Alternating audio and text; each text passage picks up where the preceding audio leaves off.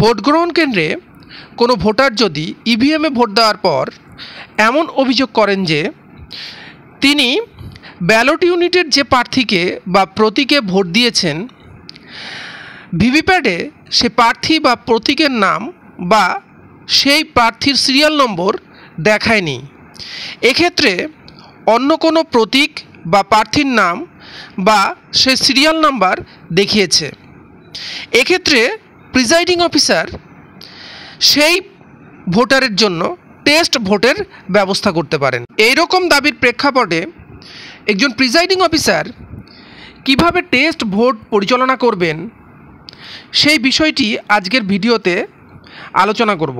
এক্ষেত্রে presiding officer প্রথমে ওই ভোটারের ভোটদানের গোপনীয়তা রক্ষা করে তার কাছ থেকে জানতে চাইবেন যে তিনি যে বিষয়টি দেখেছেন ভিভিপ্যাটে সেটি সত্যিই সঠিক দেখেছেন কিনা, এবং তার পাশাপাশি প্রিজাইডিং অফিসার অভিযোগকারী ভোটারের পরবর্তী ভোটারকে ভিভিপ্যাটের এই বিষয়টি পর্যবেক্ষণ করার জন্য অনুরোধ করতে পারেন, এবং এভাবে যদি অভিযোগকারী ভোটারের কথার সত্যতা প্রমাণিত হয় তবে সেক্ষেত্রে তিনি ইভিএম মেশিন পরিবর্তনের ব্যবস্থা গ্রহণ করবেন এবং রিটার্নিং অফিসারকে খবর দেবেন। আর যদি সেটি না হয় তবে সেক্ষেত্রে অভিযোগকারী ভোটারকে তিনি বোঝাবেন যে তিনি যেটি বলছেন সেটি সঠিক নাও হতে পারে। এরপরেও যদি অভিযোগকারী ভোটার সেই বিষয়টি মানতে না চান তবে প্রিজাইডিং অফিসার এই বিষয়ে ওই ভোটারকে অবগত করবেন যে তিনি যেটি বলছেন সেটি যদি সত্য না হয় তবে সেক্ষেত্রে তার সেই ভোটারের 6 মাস পর্যন্ত কারাবাস এবং 1000 টাকা পর্যন্ত জরিমানা অথবা 2 হতে পারে। এরপরেও যদি অভিযোগকারী ভোটার তার অভিযোগের বিষয়ে অনড় থাকেন সেক্ষেত্রে প্রিজাইডিং অফিসার টেস্ট ভোটের ব্যবস্থা করবেন। টেস্ট ভোটের প্রথম পদক্ষেপ হিসাবে presiding officer declaration under rule 49MA এই ডিক্লারেশনটি অভিযোগকারী ভোটারকে পাঠ করে এবং বাংলা অনুবাদ করে শোনাবেন। দেখুন, ডিক্লারেশনের প্রথমে রয়েছে general by election to house of people, Lok Sabha ভোটের ক্ষেত্রে হাউস অফ পিপল, আর বিধানসভা ভোটের ক্ষেত্রে অ্যাসেম্বলি কনস্টিটিউয়েন্সি। তারপর দেখুন রয়েছে serial number and name of parliamentary assembly constituency, Lok Sabha ভোটের ক্ষেত্রে অ্যাসেম্বলিটা কেটে দিয়ে পার্লামেন্টটা থাকবে, আর বিধানসভা ভোটের ক্ষেত্রে পার্লামেন্টটা কেটে দিয়ে অ্যাসেম্বলিটা থাকবে। তারপর দেখুন রয়েছে নং and name of polling station, অর্থাৎ পোলিং স্টেশনের নাম্বার এবং নামটা দিতে হবে। এবার দেখুন আমরা মূল ডিক্লারেশনের বিষয়বস্তুতে কি বলছে সেই বিষয়টা দেখছি। ডিক্লারেশনের মূল অংশের প্রথমেই রয়েছে দেখুন, I hereby solemnly declare and affirm under sub-rule 1 of Rule 49MA of the Conduct of Election Rule 1961 অর্থাৎ 1961 সালের নির্বাচন নিয়মাবলীর 49MA নিয়মের অধীন আমি এই ঘোষণা করছি যে that the paper slip generated by the printer attached to the balloting unit has shown the name and or symbol of a candidate other than the candidates for whom I voted by pressing the concerned blue button against the name and symbol of the candidate of my choose on the balloting unit অর্থাৎ আমি ব্যালটিং ইউনিটের আমার পছন্দের প্রার্থীর নামের বা প্রতীকের পাশে যে নীল বোতামে চাপ দিয়ে ভোট দিয়ে ব্যালটিং ইউনিট সংলগ্ন প্রিন্টার বা ভিভিপ্যাট থেকে বেরোনো স্লিপে বা চিরকুটে ওই প্রার্থীর পরিবর্তে অন্য কোনো প্রার্থীর নাম বা প্রতীকের চিহ্ন দেখা গিয়েছে। I am ready to cast a test vote against to show that the allegation made by me is true and bona fide. আমার এই অভিযোগ যে সত্য এবং প্রকৃত তা প্রমাণ করে দেখানোর জন্য আমি একটি পরীক্ষামূলক ভোট বা টেস্ট ভোট প্রদানে প্রস্তুত।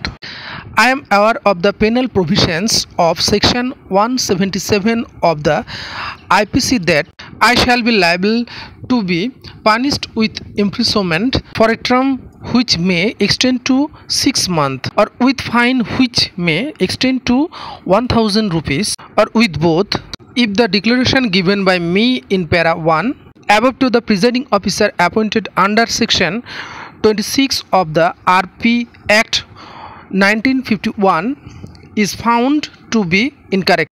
অর্থাৎ আমি এ বিষয়ে অবহিত যে 1951 সালের জনপ্রতিনিধিত্ব আইনে 26 নম্বর ধারার অধীনে নিযুক্ত প্রিজাইডিং অফিসারের কাছে উপরোক্ত 1 নম্বর অনুচ্ছেদে প্রদত্তিত আমার ঘোষণা যদি ভুল বলে প্রমাণিত হয়, তাহলে আমি ভারতীয় দণ্ডবিধির 177 নম্বর ধারায় বর্ণিত শাস্তির সংস্থান অনুযায়ী 6 মাস পর্যন্ত কারাবাস অথবা 1000 টাকা পর্যন্ত জরিমানা অথবা উভয় শাস্তিই পেতে পারি। এরপর দেখুন রয়েছে signature and thumb impression of the elector, অর্থাৎ অভিযোগকারী ওই ভোটারের সই অথবা টিপছাপ এখানে নিতে হবে। নেম অব দ্য ইলেক্টর, অর্থাৎ অভিযোগকারী ওই ভোটারের নাম স্পষ্টভাবে এখানে লিখবেন। ফাদার, মাদার, হাজব্যান্ডস নেম, অভিযোগকারী ভোটারের বাবা, মা অথবা স্বামীর নাম লিখতে হবে। Part number of electoral role, electoral রোলের পার্ট নম্বরটি এখানে লিখতে হবে। তারপর দেখুন serial number of elector in that part, অর্থাৎ অভিযোগকারী ভোটারের ইলেকটোরাল রোলের সিরিয়াল নাম্বারটা এখানে লিখতে হবে। তারপর দেখুন serial number in register of voters form 17A, অর্থাৎ ফর্ম 17A বা রেজিস্টার অফ ভোটারের কত নম্বর সিরিয়ালে এই টেস্ট ভোটটি পড়ছে সেটি এখানে লিখতে হবে। ফর্মের বাঁ পাশে ডেট দেবেন।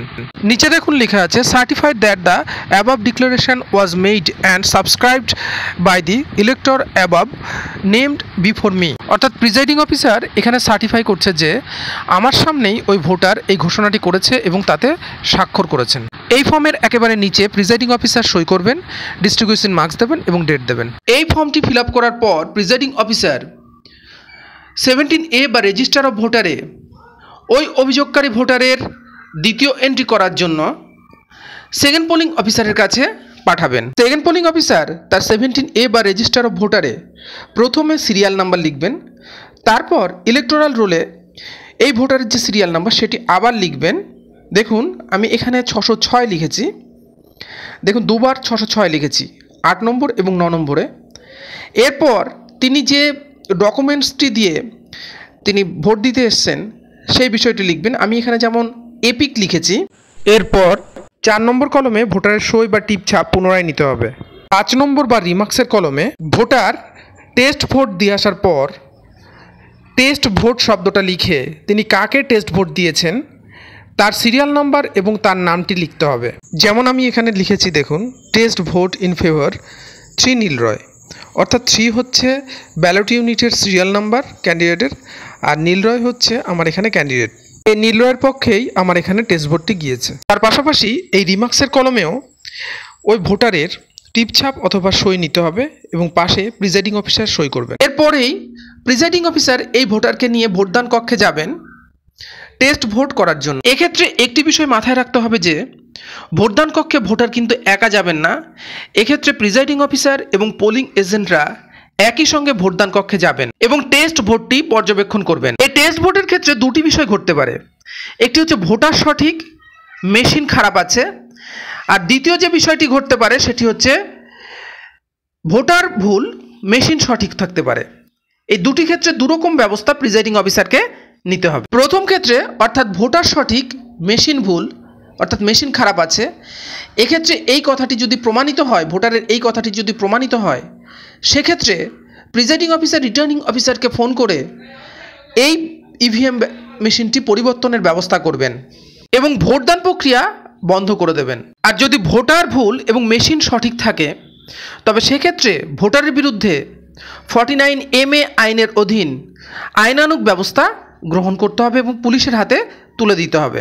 এরপর ফর্ম 17C বা অ্যাকাউন্ট অফ ভোটস রেকর্ডেড, এই ফর্মে এই টেস্ট ভোটের তথ্যগুলো নথিভুক্ত করতে হবে।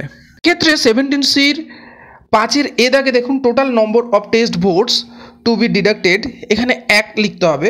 যদি আপনাদের দুটো টেস্ট ভোট পড়ে সেক্ষেত্রে 2, যেরকম সংখ্যা হবে সেরকম সংখ্যাটা এখানে লিখতে হবে। তার পাশাপাশি দেখুন 5-এর এর দাগেই রয়েছে টোটাল নম্বর, এখানে কটা টেস্ট ভোট পড়েছে সেই সংখ্যাটাই লিখতে হবে 1 নম্বর। তারপরে দেখুন রয়েছে serial number of electors in form 17A, অর্থাৎ ফর্ম 17A বা রেজিস্টার অফ ভোটারে এই টেস্ট ভোটের সিরিয়াল নম্বরটি কত সেই বিষয়টি এখানে লিখতে হবে। আমি যেমন 9 লিখেছি, 9 নম্বর সিরিয়ালে টেস্ট ভোট পড়েছে।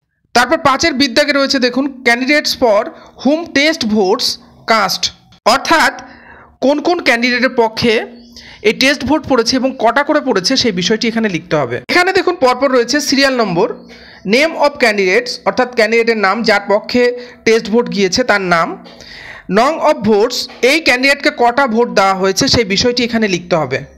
এই বিষয়টি মাথায় রাখবেন যে 17C-তে এই টেস্ট ভোট নথিভুক্ত করার অর্থ হলো কাউন্টিংয়ের সময় এই টেস্ট ভোটটি ওই ক্যান্ডিডেটের মোট ভোট থেকে বাদ যাবে। এভাবে করেই ভোট গ্রহণ প্রক্রিয়ায় টেস্ট ভোট সম্পূর্ণ করতে হবে। আমার চ্যানেলে 17A অর্থাৎ রেজিস্টার অফ ভোটার্স, 17B অর্থাৎ লিস্ট অফ টেন্ডার ভোটার্স এবং 17C বা অ্যাকাউন্ট অফ ভোটস রেকর্ডেড, তিনটি ফর্ম নিয়েই বিস্তারিত ভিডিও রয়েছে। আপনারা চাইলে আমার চ্যানেল ভিজিট করে এই তিনটি ফর্ম সম্বন্ধে বিস্তারিত ভিডিওগুলি দেখে নিতে পারেন। তাছাড়া ভোট সম্বন্ধীয় প্রায় সমস্ত ভিডিওই আমার চ্যানেলে করা আছে, আপনারা আমার চ্যানেল ভিজিট করে দেখে নিতে পারেন। ভিডিওটিকে লাইক, শেয়ার এবং চ্যানেলটিকে সাবস্ক্রাইব করবেন। কী ধরনের ভিডিও আপনাদের প্রয়োজন তা কমেন্ট করে জানাবেন। ধন্যবাদ।